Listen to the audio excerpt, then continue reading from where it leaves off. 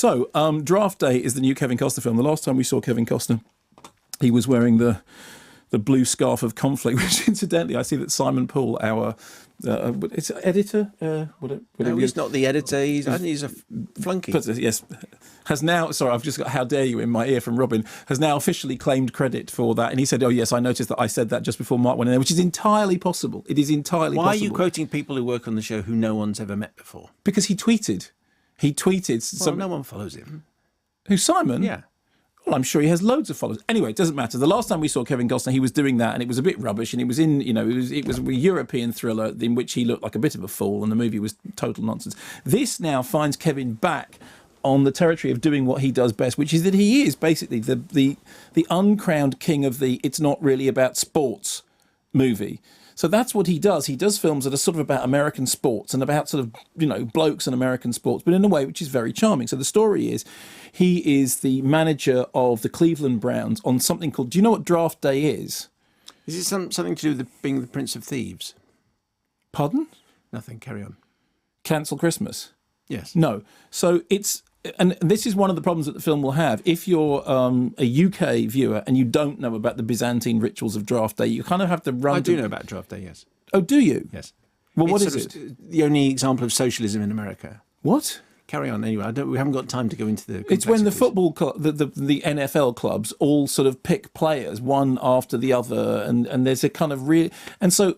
But it's it's all happening in the course of one day, and they're all talking about trading ones and swapping QBs, and now we're on the clock. There's a whole bunch of terminology which, frankly, if you're as sports illiterate as I am, you go, what? But essentially, he's attempting to get together an ace team whilst outmanoeuvring the other people by which picks they're going to have. But that's all a kind of backdrop for during the course of the day. He has personal traumas that he has to deal with. One of them is that his relationship with his girlfriend, played by Jennifer Garner, who is this kind of very sort of sports literate woman, is under strain, but she is stepping up to the mark. Here's a clip.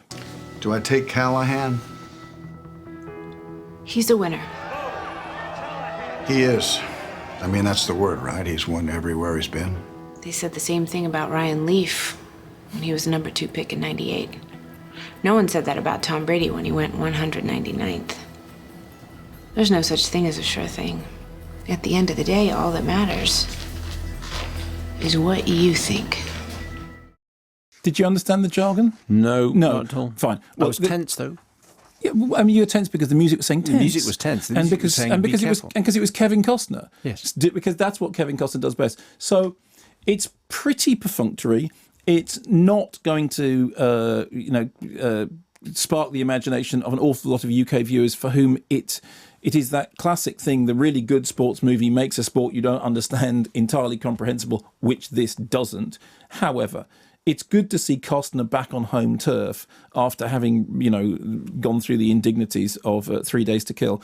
And there is a small but significant role played by Ellen Burstyn as his mum. And she must be on screen for in total 10, 12 minutes. But every minute that she is on screen, the whole thing lights up. And so if you're a big Kevin Costner fan and you want to see Kevin Costner sort of looking happy to be back doing what it is that he does best, then this will pass the time of day. If you're not, it's not, I mean, if you compare it to Tin Cup, which is a sports romance about golf, which is, as far as I'm concerned, is a reason to run for the hills. But I love Tin Cup. I think it's a really, really terrific film. It's not in the same league.